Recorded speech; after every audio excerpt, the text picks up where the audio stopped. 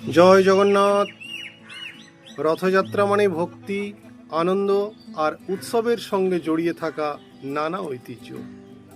আর সেই ঐতিহ্যের অন্যতম আকর্ষণ হলো গরম গরম জিলিপি। আজ রথযাত্রা উপলক্ষে আমি নিজেই বানাচ্ছি এই বিশেষ জিলিপি। দেখুন কি সুন্দর করে একের পর এক পাক দিয়ে কড়াইয়ে পড়ছে জিলিপি, ধীরে ধীরে সোনালি রং ধারণ করছে। এই জিলিপি শুধুমাত্র একটা মিষ্টি নয়, রথের আনন্দকে আরো মধুর করে তোলার একটা সুন্দর ঐতিহ্য। ছোট থেকে বড় সবাই এই স্বাদের অপেক্ষায় থাকে। নিজের হাতে তৈরি করতে পেরে এবং আপনাদের সামনে তুলে ধরতে পেরে আমার আরো ভালো লাগছে। আপনারা যদি রথের মেলায় আসেন তাহলে অবশ্যই এই গরম গরম জিলিপির স্বাদ নিতে ভুলবেন না।